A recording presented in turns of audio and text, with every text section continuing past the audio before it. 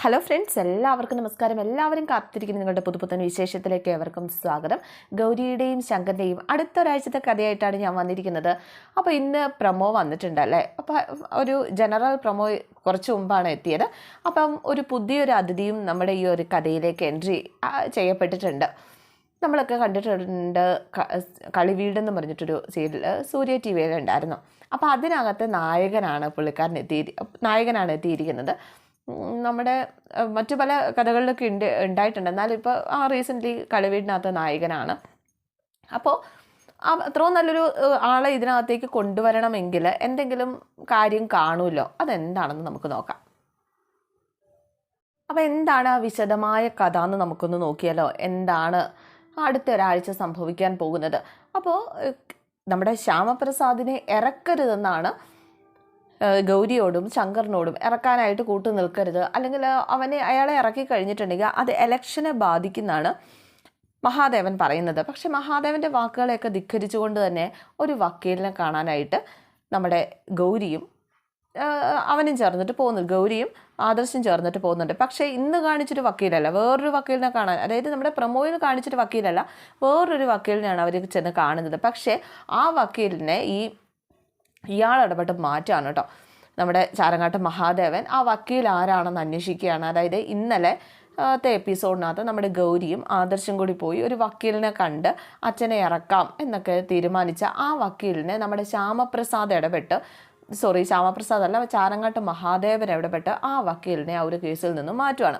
അപ്പോൾ വളരെ പ്രതീക്ഷയോടെ ഈ ഗൗരി പോകാനായിട്ട് ഇറങ്ങിയതാണ്, അച്ഛനെ രക്ഷിക്കാൻ ആ കോടതിയിലേക്ക് പോകാനായിട്ട് ഇറങ്ങിയതായിരുന്നു.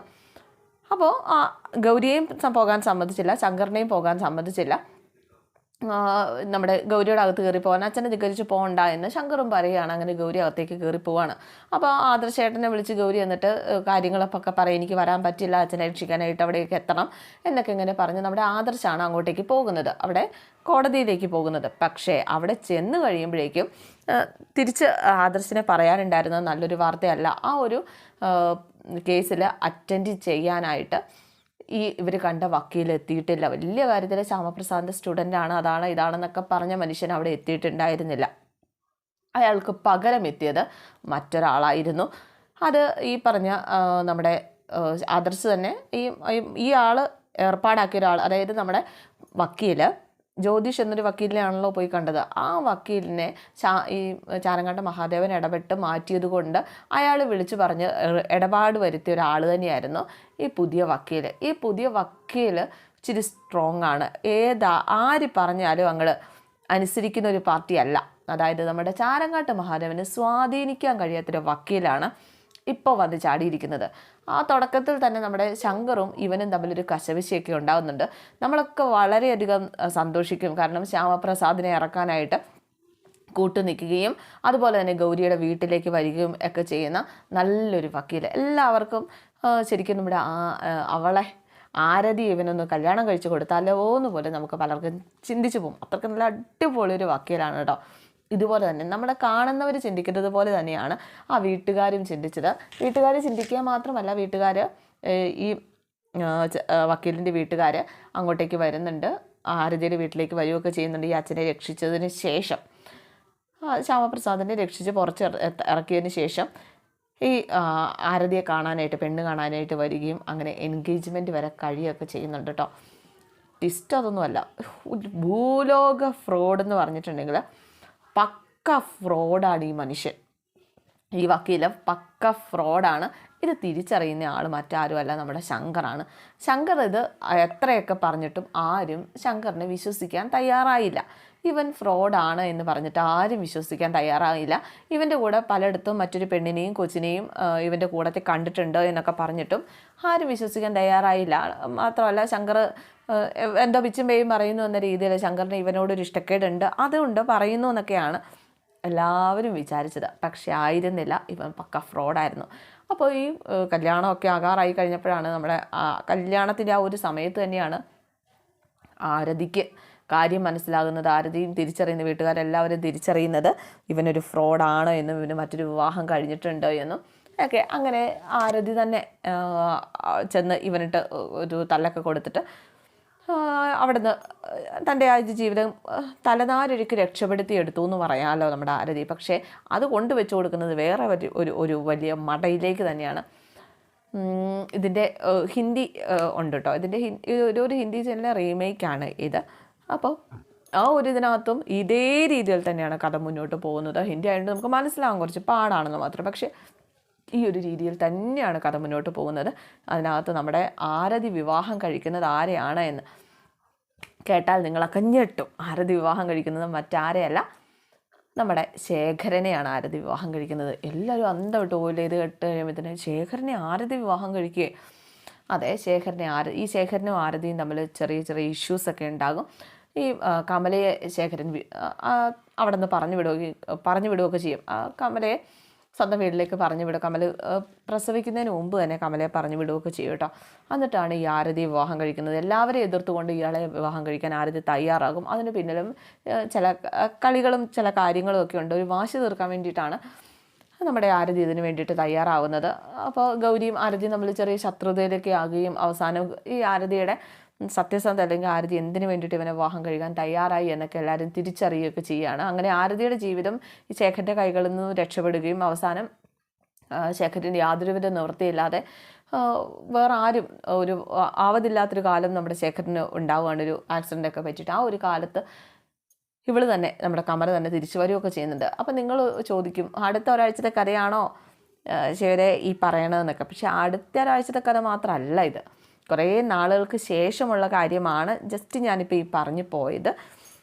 അപ്പോൾ എന്തായാലും അടുത്ത ആഴ്ച ഇതിൻ്റെ ഒരു വക്കീൽ വരുന്നതിനെക്കുറിച്ച് പറഞ്ഞപ്പോൾ അങ്ങ് പറഞ്ഞു പോയിന്നേ ഉള്ളൂ കേട്ടോ. അപ്പോൾ ആ വക്കീലെത്തുകയാണ്. ആ വക്കീലെത്തി, പുതിയ വക്കീലെത്തി ഇവനെ ശ്യാമപ്രസാദിനെ പോയി കാണുകയാണ്. അപ്പോൾ കാര്യങ്ങളെല്ലാം നമ്മുടെ ആദർശും ഗൗരിയും കൂടിയിട്ട് ഇയാളെ പറഞ്ഞ് മനസ്സിലാക്കുന്നുണ്ട്. ഈ വക്കീലിനെ പറഞ്ഞ് എന്താണ് സിറ്റുവേഷൻ എന്ന് പറഞ്ഞ് മനസ്സിലാക്കുന്നുണ്ട്. അച്ഛനെ രക്ഷിക്കാമെന്ന് പൂർണ്ണമായൊരു ഉറപ്പിന്മേലാണ് ഇവന് ഈ അച്ഛനെ രക്ഷിക്കാമെന്ന പൂർണ്ണമായ ഉറപ്പിന്മേൽ ഇവൻ പോയിട്ട്, ഈ വക്കീൽ പോയിട്ട് ജയിലിൽ പോയിട്ട് ശ്യാമപ്രസാദിനെ കാണുകയാണ്. സബ് ജയിലിൽ ആണ് ശ്യാമപ്രസാദ്. അപ്പോൾ ശ്യാമപ്രസാദിനെ പോയി കാണുന്നു. ശ്യാമപ്രസാദിനെ പോയി കണ്ടു കഴിയുമ്പോഴേക്കും ഈ പെറ്റീഷനിൽ ആ ഒരു ഇയാളും കൂടി വിചാരിക്കണമല്ലോ തനിക്ക് രക്ഷപ്പെടണമെന്ന് ശ്യാമപ്രസാദും കൂടി വിചാരിക്കണം. അല്ലാതെ ഒരു വക്കീലിന് മുമ്പ് എന്നിട്ട് രക്ഷപ്പെടുത്താൻ പറ്റില്ല. പോലീസ് സ്റ്റേഷനിൽ മൊഴി മാറ്റിയതാണ്, അല്ലെങ്കിൽ പോലീസ് സ്റ്റേഷനിൽ ഭീഷണിപ്പെടുത്തിക്കോ അവർ പറയിപ്പിച്ചതാണെന്നൊക്കെ പറഞ്ഞാലും കോടതിയിലെത്തുമ്പോൾ ഇയാൾ ആ ഒരു രീതിയിൽ തന്നെ വക്കീൽ പറയുന്ന പോലെ തന്നെ കോടതിയിൽ ശ്യാമപ്രസാദും പറയണം. എന്നാൽ മാത്രമേ ഇയാൾക്ക് രക്ഷപ്പെടാൻ പറ്റുള്ളൂ. അപ്പോൾ അതിനുവേണ്ടി അയാളോട് സംസാരിക്കണം, അയാളെ കൺവിൻസ് ചെയ്യിക്കണം. ആദർശും ഗൗരിയൊക്കെ എത്ര പോയിട്ടും കൺവിൻസ് ചെയ്യാനായിട്ട് തയ്യാറായില്ല ഈ നമ്മുടെ ശ്യാമപ്രസാദ്. പക്ഷേ ഈ വക്കീൽ ചെന്ന് ശ്യാമപ്രസാദിനോട് സംസാരിച്ച് ഒപ്പിടിപ്പിച്ചിട്ടാണ് തിരികെ ഇറങ്ങി വരുന്നത്. എന്ത് മറിമായമാണ് ശ്യാമപ്രസാദിനോട് ഇയാൾ കാണിച്ചതെന്ന് മാത്രം ആർക്കും മനസ്സിലായില്ല. എന്തായാലും ശ്യാമപ്രസാദിനെ ഇയാൾ പുറത്തിറക്കുകയാണ് കേട്ടോ. ഇതിനിടയ്ക്ക് ഒരുപാട് പ്രശ്നങ്ങളും കാര്യങ്ങളും ഒക്കെ സംഭവിക്കുന്നുണ്ട്. നമ്മുടെ നഖസിദ്ധാന്തം എതിർക്കുക എന്ന് കേട്ടില്ലേ, അമ്മ അതിൽ തന്നെയാണ് ചാരങ്ങാട്ട് മഹാദേവൻ ഗൗരിയെ വീട്ടിൽ നിന്ന് പുറത്തിറക്കാൻ പോലും അനുവദിക്കാതെ നിൻ്റെ അച്ഛനെ രക്ഷിക്കാൻ നീ പോകണ്ട എന്ന് തന്നെ പറഞ്ഞ് തടഞ്ഞു വെക്കുകയൊക്കെ ചെയ്യുന്നുണ്ട് ഈ ചാരങ്ങാട്ട് മഹാദേവനും രാധാമണി തങ്കച്ചിയൊക്കെ. അവിടെ നിന്നും എല്ലാവരിൽ നിന്നുമൊക്കെ ധിക്കരിച്ചു കൊണ്ട് തന്നെയാണ് അവൾ പോരുകയൊക്കെ ചെയ്യുന്നത്. അപ്പോൾ എങ്ങനെ ഒരു ധിക്കാരം, ഞാൻ നിൻ്റെ അച്ഛനെ രക്ഷിക്കാനായിട്ട് പൊക്കോളാം, പിന്നെ നീ എന്തിനാണ് ഇറങ്ങുന്നത്, അവരുടെയൊക്കെ ആവശ്യം നീ അതിനകത്ത് വേണമെന്നല്ലേ എന്നൊക്കെ ശങ്കർ ഗൗരിയോട് ചോദിക്കുന്നുണ്ട്. പക്ഷേ ഗൗരി അതിന് കൂട്ടു നിൽക്കുന്നത്. അങ്ങനെ ശങ്കറും ഗൗരിയും തമ്മിൽ കച്ചപിച്ചയൊക്കെ ഉണ്ടാവുന്നുണ്ട് കേട്ടോ. അവസാനം നമ്മുടെ ഗൗരിയും ശങ്കർ തമ്മിലുള്ള വഴക്കിനിടയ്ക്ക് ശങ്കർ പറയും, ഇനി ഒരിക്കലും നീ എന്നോട് പലതും മറച്ചു വെച്ചിട്ടുണ്ട്, ഇനി ഒരിക്കലും ഈ കോടതിയിൽ ഗൗരി എത്തുന്നുണ്ട്, കോടതിയിൽ ഗൗരി എത്തി കിഡ്നാപ്പ് നടന്ന കാര്യമൊക്കെ വെട്ടി തുറന്നിങ്ങനെ പറയുകയാണ്. എല്ലാവരും മറച്ചു വെച്ചിരിക്കുകയായിരുന്നു കിഡ്നാപ്പിൻ്റെ കാര്യമൊക്കെ. പക്ഷേ ശങ്കറും കൂടി ഉള്ള സമയത്ത് ആ കോടതിയിൽ വെച്ചിട്ട് കിഡ്നാപ്പിൻ്റെ കാര്യമൊക്കെ ഗൗരി തുറന്ന് പറയും. എന്താണ് അച്ഛനും ഇയാളും തമ്മിലുള്ള വൈരാഗ്യം എന്നൊക്കെ പറയുന്ന കൂട്ടത്തിൽ കിഡ്നാപ്പിൻ്റെ കാര്യമൊക്കെ തുറന്ന് പറയുകയാണ്. ശരിക്കും ഭയങ്കര ഷോക്കായിരുന്നു നമ്മുടെ ശങ്കറിന്. കാരണം ഇത്രയധികമൊക്കെ ഉണ്ടായിട്ടും തന്നോട് മറച്ചു വെച്ചല്ലോ എന്നൊരു ചിന്ത അവൻ്റെ ഉള്ളിലേക്ക് കടന്നുകൂടി. അവനത് പറയുകയും ചെയ്യുകയാണ്, ഇവളോട് പറഞ്ഞ് ശരിക്കും എല്ലാത്തിൽ നിന്നും ഒരു പിൻവലിയ, എല്ലാത്തിനും കൂടെ നിൽക്കാനായിട്ട് ഞാൻ തയ്യാറാണ്, പക്ഷേ നിനക്കതിന് താല്പര്യമില്ല, നീ അത് ആഗ്രഹിക്കുന്നില്ല എന്ന് എനിക്ക് മനസ്സിലായി. ഇനി എന്ന് നീ എന്നെ തേടി വരുന്നു, അല്ലെങ്കിൽ എന്ന് നീ എന്നിലേക്ക് വരുന്നോ അന്ന് മാത്രമേ നമ്മൾ തമ്മിലൊരു റിലേഷൻ ഉണ്ടാവുള്ളൂ, ഇനി ഒരിക്കലും ഞാൻ നിൻ്റെ പിന്നാലെ ഉണ്ടാവില്ല എന്നൊക്കെ ശങ്കർ ഇങ്ങനെ പറയുകയാണ്. അപ്പം ഗൗരി വിചാരിച്ചു എപ്പോഴും പറയുന്ന പോലെ ആയിരിക്കുന്നത്, പക്ഷെ എപ്പോഴും പറയുന്ന പോലെ ആയിരുന്നില്ല. ശങ്കർ പാടെ ഗൗരി അങ്ങോട്ട് അവഗണിക്കുകയാണ്. സങ്കടം വന്നിട്ടാണെങ്കിലും ഈ ശങ്കറിൻ്റെ അവഗണന ഗൗരിക്ക് താങ്ങാൻ പറ്റുന്നില്ല കേട്ടോ. അങ്ങനെ ഗൗരി ആ വീട് വിട്ടിറങ്ങാനൊക്കെ തയ്യാറായി വീട് വിട്ടിറങ്ങാനായിട്ട് പോവുകയാണ്. ആ ഒരു സമയത്ത് വീട് വിട്ടിറങ്ങാൻ പോവുകയാണ്. ആ ഒരു സമയത്ത് നമ്മുടെ ശങ്കറിന് ഒരു ആക്സിഡൻറ്റ്, ശങ്കറിന് വെടിയേക്കുന്നുണ്ട്. അങ്ങനെ ശങ്കർ ഹോസ്പിറ്റലിലായ സമയത്ത് വീട് വിട്ട് ഇറങ്ങിപ്പോയി. നമ്മുടെ ഗൗരിയുടെ വീട്ടിലേക്ക് പോയ സമയത്താണ് ഈ ശങ്കറിന് ആക്സിഡൻറ്റ് വരുന്നത്. ശങ്കറിന് ആക്സിഡൻ്റ് ആണ് എന്ന് കണ്ടത് ഗൗരി ഓടിയെത്തുകയാണ് വീട്ടിലേക്ക്, ഈ ശങ്കറിൻ്റെ അരികിലേക്ക്.